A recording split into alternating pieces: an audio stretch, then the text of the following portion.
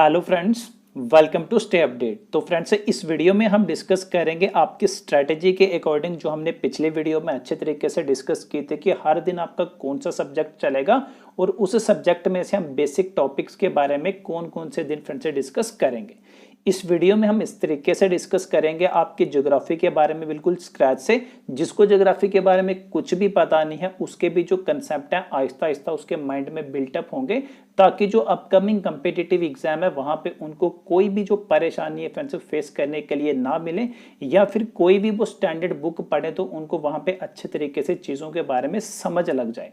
क्योंकि जब तक आपको बेसिक चीज़ें क्लियर नहीं होंगी तब तक आप एडवांस लेवल पे नहीं जा सकते। तो मैं आपको इस वीडियो में बेसिकली जो बताऊंगा कीवर्ड्स के बारे में बताऊंगा, क्योंकि कंप्लीट अगर हम ज्योग्राफी का बेसिक से स्क्रैच से शुरू करेंगे बिल्कुल डिटेल में तो काफ़ी ज़्यादा टाइम लगेगा। तो स्ट्रैटेजी यहाँ पे इस तरीके से रहेगी कि मैं आपको ज्योग्राफी के कीवर्ड्स बता दूंगा कि आपने स्क्रैच से कैसे अपनी स्ट्रैटेजी को बिल्टअप करना है लर्न करने की। तो कीवर्ड्स मैं आपको शुरू से बता दूंगा कैसे कैसे हम चलेंगे और उनका मतलब भी आपको यहाँ पे बता दूंगा, लेकिन उससे रिलेटेड जो आपकी डिटेल्ड इन्फॉर्मेशन है फ्रेंड्स वो आपको डायरेक्टली ऑफिशियल वेबसाइट से मिल जाएगी। उस वेबसाइट का लिंक मैं आपको इस वीडियो के डिस्क्रिप्शन बॉक्स में डायरेक्टली दे दूंगा। आप वहां पे मैं जो इस वीडियो में डिस्कस करूंगा वहां की उसकी जो डिटेल्ड इन्फॉर्मेशन है बिल्कुल सिंपल वर्ड्स में आप वहां पे पढ़ सकते हो। तो डेली बेसिस पे हम step by step friends topic की तरफ बढ़ेंगे, एडवांस लेवल की तरफ चलेंगे और जो एग्जामिनेशन पॉइंट ऑफ व्यू से आपका इंपॉर्टेंट रहेगा केवल फ्रेंड्स हम उसी को कवर करेंगे। तो इस वीडियो में फ्रेंड्स हम कम से कम टाइम में टॉपिक को कवर करने की कोशिश करेंगे। आज का जो आपका टॉपिक रहेगा ज्योग्राफी का, ज्योग्राफी क्या होती है, जियो का मतलब क्या होता है, ग्राफी का मतलब क्या होता है, जियो क्या होता है, लॉजी क्या होता है, जो इससे डिफरेंट एस्पेक्ट रहता है। तो इसमें जो हम सबसे पहला टॉपिक डिस्कस करेंगे द अर्थ एंड ग्लोब। अर्थ क्या चीज है और ग्लोब क्या चीज है, इनके नीचे जो आपके डिफरेंट डिफरेंट टॉपिक्स रहते हैं वो डिस्कस करेंगे। फुल कवरेज आपकी रहेगी टॉपिक की, जो कि आपके एग्जामिनेशन पॉइंट ऑफ व्यू से इंपॉर्टेंट रहेगी। अच्छे तरीके से हम एक्सप्लेनेशन करेंगे और उस एक्सप्लेनेशन के बेसिस पे फ्रेंड्स आपके टोटल 20 एमसीक्यूज रहेंगे, मल्टीपल चॉइस क्वेश्चन, जो कि फ्रेंड्स आपको अच्छे तरीके से अटेम्प्ट करने हैं। तो फ्रेंड्स चलिए अब यहाँ पे शुरू करते हैं और ध्यान दें कि जो भी हम इस वीडियो में डिस्कस करेंगे वो आपके लिए काफ़ी ज़्यादा वैल्यूएबल रहेगा। आप अपने साथ एक पेन और कॉपी अपने साथ रखें, ताकि जो इंपॉर्टेंट वर्ड मैं आपको बोलूँ आप उनको अच्छे तरीके से नोट कर लो और उनके बारे में अच्छे तरीके से समझ लो। उन वर्ड से रिलेटेड आपको डिटेल इन्फॉर्मेशन पेज पे मिल जाएगी। पेज का लिंक मैं आपको वीडियो के डिस्क्रिप्शन बॉक्स में फ्रेंड्स से डायरेक्टली दे दूंगा। तो सबसे पहला आपका यहाँ पे टॉपिक आ जाता है दी अर्थ। तो फ्रेंड जैसा कि आप सब जानते हैं कि जो आपका अर्थ है वो आपका एक 8 प्लैनेट में से एक प्लैनेट है जिसमें अभी हम रह रहे हैं, जहाँ पे जिंदगी पॉसिबल है। तो यहाँ पे हम अर्थ के बारे में डिस्कस करने से पहले आपको ये पता होना चाहिए कि ज्योग्राफी क्या होती है। तो ज्योग्राफी में जैसा कि आप जानते हैं कि 2 वर्ड से बनी है, जियो एंड ग्राफी। आपने बिल्कुल सिंपल शब्दों में समझना है, ग्रीक वर्ड है या एंशिएंट वर्ड है उसके बारे में आपने नहीं जाना, सिर्फ आपने यहाँ पे समझना है कि जियोग्राफी का मतलब क्या है। तो जियो समझ लें कि जियो क्या होता है और ज्योग्राफी क्या होता है। जियो का मतलब होता है फ्रेंड्स अर्थ, और ग्राफी का मतलब होता है कि किसी चीज के बारे में लिखना। तो ज्योग्राफी का कंबाइन मीनिंग यहाँ पे बन जाता है कि टू राइट अबाउट अर्थ, यानी कि अर्थ के बारे में लिखना। यानी कि अर्थ से अबव आपकी जितनी भी चीजें हैं या फिर अर्थ के ग्राउंड में आपकी जितनी भी चीजें उन सभी की जो स्टडी होती है वो आपकी ज्योग्राफी के अंदर होती है। फॉर एग्जाम्पल किसी कंट्री की लोकेशन कहाँ पे है कैसे पता चलता है, ज्योग्राफी से। यानी कि कौन सा लेक कहाँ पे है, रिवर कहाँ पे है, हिमालयस कहाँ पे हैं, लोग कैसे रह रहे हैं, पूरा जो यहाँ पे स्टडी रहती है अर्थ के सरफेस पे वो यहाँ पे फ्रेंड्स ज्योग्राफी के अंदर रहती है। उसके बाद आ जाता है आपका जियोलॉजी। जियो का मतलब आपका यहाँ पे भी अर्थ रहता है और लॉजी का मतलब स्टडी। यानी कि सिर्फ और सिर्फ 8 प्लैनेट में से सिर्फ और सिर्फ जो अर्थ की स्टडी रहती है वो रहती है जियोलॉजी के अंदर। यानी कि यहाँ पे जो अर्थ के अंदर यानी कि इनसाइड दी अर्थ जो डिफरेंट डिफरेंट प्रोसेसेस रहती हैं, फिजिकल प्रोसेसेस, केमिकल कंपोजिशन रहती है आपकी, वो जो आपकी स्टडी रहती है फ्रेंड्स वो आपकी जियोलॉजी के अंदर आती है। साथ में इसके वर्ड आपका जुड़ जाता है जियोमेट्री। जियोमेट्री यानी कि जो आपकी अर्थ की मेजरमेंट रहती है वो यहाँ पे स्टडी होती है जियोमेट्री के अंदर। तो उम्मीद करता हूँ कि आपको ज्योग्राफी, जियोलॉजी और ज्योमेट्री यहाँ पे फ्रेंड्स क्लियर हो चुके होंगे। तो अब यहाँ पे ज्योग्राफी में जो हम टॉपिक डिस्कस करेंगे उससे पहले मैं आपको एक और लॉजी बता देता हूँ, कॉस्मोलॉजी। तो कॉस्मोलॉजी आप जैसे कि जानते हैं आपका कॉस्मो का मतलब होता है यूनिवर्स और लॉजी का मतलब होता है स्टडी। यानी कि पूरे जो यूनिवर्स की स्टडी रहती है जिसमें आपका हर जो फिजिकल मैटर आपकी सराउंडिंग में प्रेजेंट है या फिर पूरी यूनिवर्स में जो आपकी एनर्जी प्रेजेंट है कहीं भी प्रेजेंट है वो आपकी सारी फ्रेंड्स इंक्लूडेड रहती है यूनिवर्स में। प्लैनेट हो गया, आपके स्टार्स हो गया, आपकी गैलेक्सीज होगी, आपके फिजिकल मैटर हो गया, आपकी एनर्जी होगी, ये जो आपकी सारी चीजें रहती हैं ये आपकी रहती हैं यूनिवर्स के अंडर। तो वो जो कंप्लीट यूनिवर्स की स्टडी होती है वो होती है आपकी कॉस्मोलॉजिस्ट करता है उसकी स्टडी, और जो साइंस उसकी स्टडी करती है उसको बोलते हैं कॉस्मोलॉजी। तो ये आपको फ्रेंड्स बेसिक चीजें पता होनी चाहिए। तो अब यहाँ पे हम ज्योग्राफी में सबसे पहले फ्रेंड्स आएंगे प्लैनेट्स के ऊपर, जो कि आपके एग्जामिनेशन पॉइंट ऑफ व्यू से काफी ज्यादा इंपॉर्टेंट है कि आपके टोटल कितने प्लैनेट्स होते हैं, और आपका जो प्लैनेट्स का रेफरेंस पूछा जाता है कि ये प्लैनेट जो अर्थ प्लैनेट है वो कौन से नंबर पे है, अर्थ पे पॉसिबल जो आपकी लाइफ रहती है, बाकी आपके प्लैनेट में जिंदगी पॉसिबल क्यों नहीं रहती है, वो भी मैं आपको यहाँ पे अच्छे तरीके से बताऊंगा। उससे पहले जो आपके कीवर्ड हैं उसके बारे में हम डिस्कस कर लेते हैं जो कि आपके यहाँ पे यूज होंगे। तो सबसे पहले आपको पता होना चाहिए ज्योग्राफी पढ़ने से पहले कि आपकी कैलेस्टिकल बॉडीज क्या होती हैं, उसके बाद आपके स्टार्स क्या होते हैं, उस कॉन्स्टेलेशन क्या चीज होती है, पोली स्टार क्या चीज होता है जिसको हम नॉर्थ स्टार भी बोलते हैं। तो यहाँ पे आपको इन सभी कीवर्ड्स के बारे में पता होना चाहिए सबसे पहले ज्योग्राफी शुरू करने से पहले, इसके बाद ही हम आगे एडवांस लेवल पे बढ़ेंगे। तो सबसे पहले सेलेस्टियल बॉडीज क्या चीज होती है, तो फ्रेंड्स जो आपका सन होता है, मून होता है, स्टार्स होते हैं जो शाइन करते हैं स्काई में, जो कि आपको रात को दिखते भी है कि जब तारे चमकते हैं आसमान में, तो इन सभी को क्या बोलते हैं, सेलेस्टियल बॉडीज। तो यहाँ पे मैं आपको पूछता हूँ कि आपको दिन को तारे क्यों नहीं दिखते, उसका कारण आपका ये रहता है कि सन की चमक के सामने, यानी कि सन की लाइट के सामने स्टार्स की जो चमक रहती है वो बहुत कम रहती है, इसलिए फ्रेंड्स आपको दिन को जो है तारे नहीं दिखते हैं। तो जो भी चीजें आपकी चमकती हैं, स्टार्स हो गए, सन हो गया, मून हो गए, इन सभी को क्या बोलते हैं, सेलेस्टियल बॉडीज। ये आप अपनी नोटबुक में नोट कर लेंगे। उसके बाद स्टार्स आपको क्लियर हो गया, स्टार्स क्या होते हैं, सेलेस्टियल बॉडीज। अब स्टार तारे आपको चमकते हुए दिखते हैं स्काई में, मून भी आपको रोशनी देता है अर्थ के ऊपर। तो इसमें कारण क्या रहता है कि आपके जो स्टार्स रहते हैं उनका बहुत काफी ज्यादा डिस्टेंस होता है अर्थ और जहां पे तारा चमक रहा है, इसलिए हमको बहुत कम चमक उसकी दिखती है। आपने कभी ये नोट भी किया होगा जब तारे गिरते हैं, यानी कि तारा पास पास पास आता है तो कितना बड़ा हो जाता है वो। तो मून का जो आपका डिस्टेंस रहता है सन से वो काफी नियर रहता है, इसलिए हमको मून बड़ा दिखता है और तारे छोटे दिखते हैं। लेकिन तारा जब टूटता है तब तारा एक साइड जाता है, यानी कि नीचे की ओर आता है, तो आपको एकदम से बड़ा बड़ा दिखता है, यानी कि तारे जो हैं अर्थ से काफी ज्यादा डिस्टेंस के ऊपर है। उसके बाद आपकी थर्ड टर्म आ जाती है कॉन्स्टेलेशन। कॉन्स्टेलेशन यानी कि कभी आपने रात को नोट किया होगा कि तारे जब आपका एक ग्रुप बना लेते हैं, यानी कि 7 या फिर 8 तारे एक जगह पे ग्रुप बना लेते हैं, उसी ग्रुप को क्या बोलते हैं, कॉन्स्टेलेशन। ये भी आपको वर्ड यहाँ पे याद रखना है। अगर आपको पता हो पुराने जमाने में क्या होता था कि जो रात को टाइम देखा जाता है, यानी कि डायरेक्शन देखी जाती थी किसी पर्टिकुलर पोजीशन के लिए, वो देखी जाती थी इसी कॉन्स्टेलेशन के तौर पे। यानी कि 2 स्टार होते थे, उनके पॉइंट को जोड़ा जाता था और उनके पॉइंट को जोड़ते हुए जो लाइन जिस भी तारे से स्ट्राइक करती थी वो आपकी नॉर्थ डायरेक्शन होती थी, उसी को पोल स्टार बोलते थे। तो ये आपको यहाँ पे ध्यान रखना है कि कॉन्स्टेलेशन आपकी कितनी इंपॉर्टेंट है। तो फ्रेंड्स ये आपको कीवर्ड्स याद रखने। इसके साथ फ्रेंड्स आपने एक और टर्म याद रखनी है जिसका नाम है एस्ट्रोनॉमी। एस्ट्रोनॉमी आपकी क्या चीज होती है, तो फ्रेंड्स एस्ट्रोनॉमी आपकी एक ऐसी नेचुरल साइंस होती है जो इन्हीं सेलेस्टियल बॉडीज की स्टडी करती है, और इन सेलेस्टियल बॉडीज की जो आपकी मूवमेंट रहती है, जैसे कि डिफरेंट प्लैनेट की जो आपकी मूवमेंट रहती है अर्थ की और बाकी सारे प्लैनेट की, उनकी मूवमेंट और उन सेलेस्टियल बॉडीज की जो स्टडी रहती है वो किसके अंदर होती है, एस्ट्रोनॉमी के अंदर। और उनकी जो स्टडी करते हैं उनको फ्रेंड्स एस्ट्रोनॉमर्स बोलते हैं, और एस्ट्रोनॉमी फ्रेंड्स आपकी स्टडी होती है जिसके अंदर आपकी सेलेस्टियल बॉडीज की मूवमेंट की स्टडी की जाती है। ये टर्म फ्रेंड्स आपको याद रखनी है। इसके बाद आपका नेक्स्ट टॉपिक आ जाता है फ्रेंड्स प्लैनेट। तो आपका जो प्लैनेट है वो आपके एग्जामिनेशन पॉइंट ऑफ व्यू से इंपॉर्टेंट रहेगा, जिसमें आपके टोटल फ्रेंड्स 8 प्लैनेट रहते हैं। 8 प्लैनेट को आपने कैसे याद रखना है, उनका सीक्वेंस क्या रहेगा, इसकी ट्रिक मैं आपको पेज पे दे दूंगा। अगर आपको वो ट्रिक अच्छी लगती है तो आप उसको फॉलो कर सकते हो, अदरवाइज आप अपने अकॉर्डिंग ट्रिक को बना सकते हो प्लैनेट्स के सीक्वेंस को याद रखने के लिए। तो सन के रेफरेंस में हम प्लैनेट्स को फ्रेंड्स स्टडी करते हैं। तो सबसे पहले मैं आपको यहाँ पे बता दूं कि प्लैनेट पे ना ही हीट होती है और ना ही लाइट होती है, लेकिन प्लैनेट आपके शाइन करते हैं, जो कि फ्रेंड्स स्टार से जो लाइट आती है उसकी रिफ्लेक्शन होती है।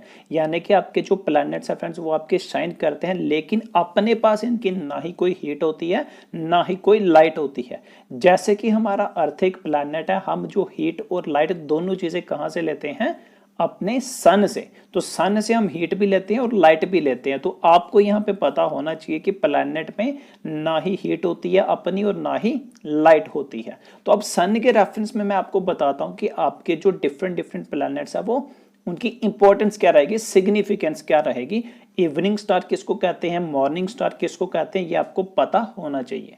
तो सबसे पहला और स्मॉलेस्ट जो प्लैनेट है जो सन के बिल्कुल नियरेस्ट है वो है फ्रेंड्स आपका मरकरी। उसके बाद मरकरी के सेकंड नंबर पे आपका आ जाता है वेनस। वेनस आपने यहाँ पे याद रखना है, जिसको अर्थ ट्विन भी कहते हैं। इसको अर्थ ट्विन क्यों कहते हैं, इसका जो साइज और शेप है वेनस प्लैनेट का ये बिल्कुल आपका सिमिलर है अर्थ के, इसीलिए फ्रेंड्स इस प्लैनेट को अर्थ ट्विन कहते हैं। आपने बड़ी बार सुना होगा कि पेपर में आपको ये क्वेश्चन भी आया होगा कभी कि किस प्लैनेट को अर्थ ट्विन कहा जाता है। तो वेनस को कहते हैं, क्यों कहते हैं वो मैंने आपको यहाँ पे बता दिया। उसके बाद थर्ड नंबर पे आपका आता है अर्थ। तो यहाँ पे आपको ध्यान रखना है कि अर्थ का हमेशा पूछ लिया जाता है कि सन से कौन से नंबर पे अर्थ प्लैनेट एग्जिस्ट करता है, तो थर्ड नंबर पे करता है। उसके बाद आपका मार्स आ जाता है, उसके बाद जुपिटर, उसके बाद सैटर्न, उसके बाद यूरेनस और लास्ट में आ जाता है आपका नेपट्यून। तो इन सभी का सीक्वेंस आपको पेज से फ्रेंड से डायरेक्टली मिल जाएगा। सारे जो प्लैनेट है ये सन के अराउंड एक फिक्स्ड पाथ में मूव करते हैं।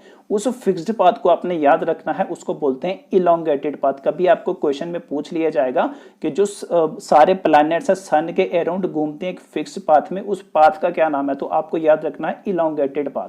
और जो आपका इलोंगेटेड पाथ होता है उसको ऑर्बिट बोलते हैं, जिस ऑर्बिट में सारे प्लैनेट जो है फ्रेंड्स डिफरेंट डिफरेंट लोकेशन पे सन के अराउंड घूमते रहते हैं। तो आपका जो अर्थ प्लैनेट है इसके बारे में हमने अच्छे तरीके से डिस्कस करना है। बाकी के जो आपके रिमेनिंग प्लैनेट्स हैं उनके स्टडी आप डिटेल्ड में पेज पे पढ़ सकते हैं। तो अर्थ आपका यहाँ पे सबसे फिफ्थ लार्जेस्ट प्लैनेट आ जाता है, जिसका आपने डिस्टेंस फ्रेंड्स याद रखना है। अर्थ और सन के बीच में जो टोटल डिस्टेंस है 150 मिलियन किलोमीटर डिस्टेंस जो है फ्रेंड्स अर्थ और सन के बीच में आपका रहता है। ये आपको यहाँ पे टर्म याद रखनी है 150 मिलियन किलोमीटर। तो ये फ्रेंड्स आपका यहाँ पे इंपॉर्टेंट रहेगा। उसके बाद आपको यहाँ पे पता होना चाहिए कि एस्ट्रोलॉजी क्या होती है, यानी कि एस्ट्रोनॉमर्स क्या होते हैं। तो एस्ट्रोनॉमर यहाँ पे वो होते हैं, एक ऐसी नेचुरल साइंस आपकी यहाँ पे रहती है जो स्टडी करती है सेलेस्टियल बॉडीज के। यानी कि हमने ऊपर किया कि जो सेलेस्टियल बॉडीज आपकी रहती हैं इनकी जो स्टडी करते हैं उनको बोलते हैं एस्ट्रोनॉमर्स। सेलेस्टियल बॉडीज साथ में इनकी जो मूवमेंट रहती है, यानी कि सन के अराउंड जो आपके प्लैनेट्स मूव करते हैं उनकी जो मूवमेंट होती है वो भी कौन करता है, उसकी स्टडी एस्ट्रोनॉमर। तो फ्रेंड्स ये आपका यहाँ पे इंपॉर्टेंट रहेगा आपका बेसिक के लिए। आपको ये बेसिक अच्छे तरीके से पढ़ लेने जो हमने इस वीडियो में अच्छे तरीके से डिस्कस की है। अब हम यहाँ पे मूव करेंगे अपना अर्थ के ऊपर, यानी कि अर्थ प्लैनेट हमारे लिए इंपॉर्टेंट रहता है। आपके जो एमसीक्यूज रहेंगे उसमें आपके डिफरेंट प्लैनेट से भी रिलेटेड क्वेश्चन रहेंगे, लेकिन आपको इंपॉर्टेंट बेसिक जो अपने माइंड में रखना है अर्थ के बारे में आपने डीप स्टडी करनी है। तो अर्थ फ्रेंड्स जो अर्थ की आपकी शेप रहती है वो आपने याद रखना है जियोइड। कभी भी आपको पूछ लें कि आपकी अर्थ की ट्रू शेप क्या है वो आपने याद रखनी है जियोइड। ये आपको एमसीक्यू में भी क्वेश्चन मिलेगा, जिसको फ्रेंड्स ब्लू प्लैनेट भी कहा जाता है, यानी कि अर्थ जो प्लैनेट है उसको ब्लू प्लैनेट भी कहा जाता है। ये फ्रेंड्स आपने याद रखना है। और साथ में आपके जो डिफरेंट डिफरेंट प्लैनेट है, जैसे कि आपका वेनस हो गया, वेनस को अर्थ ट्विन क्यों कहते हैं, क्योंकि जो आपका वेनस है साइज और शेप दोनों सिमिलर हैं अर्थ प्लैनेट से, इसलिए वेनस को अर्थ ट्विन भी फ्रेंड्स कहा जाता है। तो आपको यहाँ पे अर्थ की शेप याद रखनी है, उसको ब्लू प्लैनेट भी कहा जाता है और वेनस को अर्थ ट्विन प्लैनेट भी कहा जाता है। और आपको एक चीज यहाँ पे और भी याद रखनी है, मून जो कि आपको दिखता है, शाइन करता है, आपको रोशनी देता है, वो फ्रेंड्स आपका अर्थ का सिर्फ और सिर्फ एक सैटेलाइट। मून और अर्थ का अभी मैंने आपको बताया था कि काफी ज्यादा क्लोज होते हैं, इसलिए हमको मून बड़ा दिखता है और स्टार छोटे दिखते हैं। उसका कारण ये होता है कि मून और अर्थ के बीच में जो आपका डिस्टेंस है फ्रेंड्स 3,84,400 किलोमीटर होता है। ये आपको फिगर याद रखनी है। आपको डिटेल में जो नोट्स हैं वहां से भी आपको मिल जाएगा कि इसके बीच में डिस्टेंस कितना होता है। तो पहले मैं आपको बता दिया कि मून पे कोई भी जिंदगी पॉसिबल नहीं है, ना वहां पे वाटर है ना वहां पे एयर है। उसके बाद आपको पता होना चाहिए कि एस्टेरॉइड्स क्या होते हैं। तो एस्टेरॉइड्स और मेटेरियोराइड्स के बारे में फ्रेंड्स हम यहाँ पे डिस्कस करेंगे कि आपके एस्टेरॉइड्स क्या होते हैं।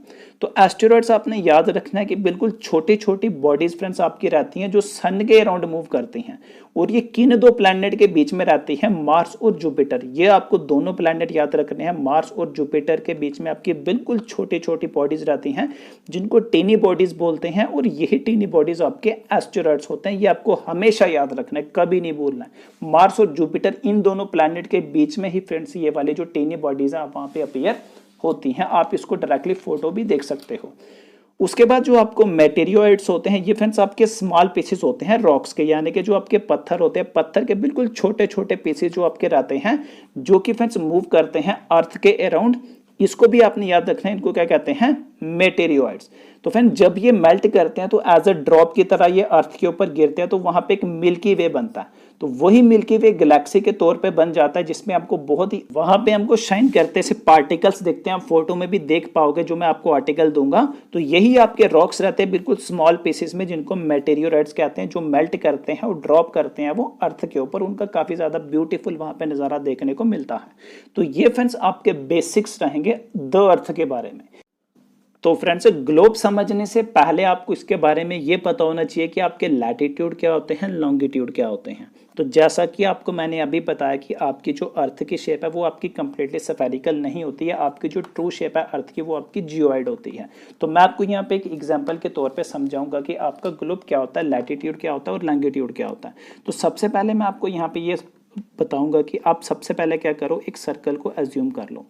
अब आप उस सर्कल में क्या चाहते हो कि आपने किसी कंट्री की लोकेशन को वहां पे डिफाइन करना है, यानी कि कोई भी एक पॉइंट ले लो, उस पॉइंट को आपने डिफाइन करना है कि उसकी लोकेशन कहाँ पे होगी, कितने डिस्टेंस पे होगी। तो उसके लिए आपको क्या करनी पड़ेंगी, वहां पे लाइंस को ड्रॉ करना पड़ेगा। वो जो लाइंस आपकी रहती हैं यही इन्हीं को लैटिट्यूड्स और लॉन्गिट्यूड फ्रेंड्स कहा जाता है।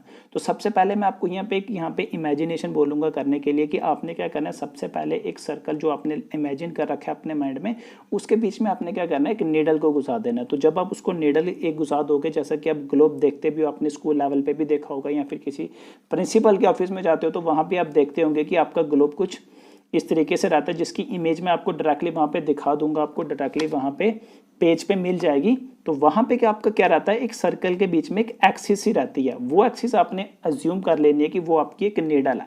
तो नीडल का आपका ऊपर वाला पार्ट रहेगा नॉर्थ पोल और नीचे वाला पार्ट आपका रहेगा साउथ पोल। तो ये आपने क्या किया कि आपने वर्टिकली एक सर्कल को डिवाइड कर दिया है दो पार्ट्स में। उसके बाद अब आपको यहाँ पे ये जो आपकी एक्सिस है, इसके आपके साथ में जो फ्रेंड्स लाइनें रहती हैं बिल्कुल इक्वल लेंथ की, वो आपकी रहती हैं, उनको बोलते हैं लॉन्गिट्यूड। लेकिन ये आपकी सफिशिएंट नहीं होती हैं किसी लोकेशन को डिफाइन करने के लिए। इसीलिए आपको इसके परपेंडिकुलर, यानी कि आपको इसके परपेंडिकुलर एक और लाइन ड्रॉ करनी है बिल्कुल सेंटर से गुजरते हुए। तो ये जो आपकी सेंटर लाइन रहेगी, इसी को फ्रेंड्स इक्वेटर कहा जाता है। और इसके पैरेलल जो आपकी सर्कल्स रहते हैं बेसिकली, क्योंकि आपका ये स्फेरिकल इन शेप नहीं है लेकिन कुछ सफेयर की तरह ही है, तो ये जो आपका इक्वेटर रहता है, इसके पैरेलल जो आपके सर्कल रहेंगे फ्रेंड्स, उन्हीं को लैटिट्यूड कहा जाता है। तो लॉन्गिट्यूड और लैटिट्यूड सफिशिएंट होती हैं किसी कंट्री की लोकेशन को डिफाइन करने के लिए ग्लोब के ऊपर। तो उम्मीद करता हूं कि अब आपको लैटिट्यूड और लॉन्गिट्यूड फ्रेंड्स अच्छे तरीके से क्लियर हो चुका होगा। फिर भी अगर आपको लैटिट्यूड लॉन्गिट्यूड अच्छे तरीके से क्लियर नहीं है तो नेक्स्ट वीडियो में हम अच्छे तरीके से डिस्कस करेंगे। इस वीडियो में आपके केवल एमसीक्यूज रहेंगे। दी अर्थ जो आपका रहता है, अर्थ प्लैनेट और बाकी जो आपके रिमेनिंग 7 प्लैनेट्स रहते हैं, उनके बारे में एमसीक्यूज आप अच्छे तरीके से पढ़ लेंगे, अच्छे तरीके से समझ लेंगे। और जो हमने इस वीडियो में कीवर्ड्स के बारे में डिस्कस किया है, उनकी डिटेल्ड इन्फॉर्मेशन आपको अच्छे तरीके से फ्रेंड्स पेज पे मिल जाएगी। आप अच्छे तरीके से उन्हें पढ़ें ताकि आपका बेस अच्छे तरीके से फ्रेंड्स स्ट्रांग हो जाए। नेक्स्ट वीडियो में हम एक नया टॉपिक डिस्कस करेंगे ग्लोब और अर्थ के मोशन के बारे में। तो हम यहाँ पे अब अर्थ ही अपना जो प्लैनेट है उसके बारे में अच्छे तरीके से स्टडी करेंगे कि अर्थ के सरफेस पे, जैसे हमने डिस्कस किया था कि टू राइट अबाउट अर्थ, अर्थ के बारे में लिखना होता है ज्योग्राफी के बीच में, यानी कि हम किसकी स्टडी करते हैं, अर्थ के सरफेस के ऊपर और जो ग्राउंड पे प्रेजेंट है उसको हमने डिस्कस करना है ज्योग्राफी पे। तो सबसे पहले हम यहाँ पे अर्थ को डिस्कस करेंगे, उसके बाद हम स्टेप बाय स्टेप फ्रेंड्स दूसरे एस्पेक्ट्स पे आएंगे। तो इस पे आपने ज्यादा फोकस रखना है प्लैनेट्स के ऊपर कि आपका अर्थ कौन से नंबर पे है सन से। तो सन से याद रखना है, जैसे कि मैंने आपको बताया कि सन के रेफरेंस में जो आपका अर्थ है फ्रेंड्स वो आपका 3rd नंबर पे है। और अर्थ ट्विन किस प्लैनेट को कहा जाता है ये भी फ्रेंड्स आपने याद रखना है।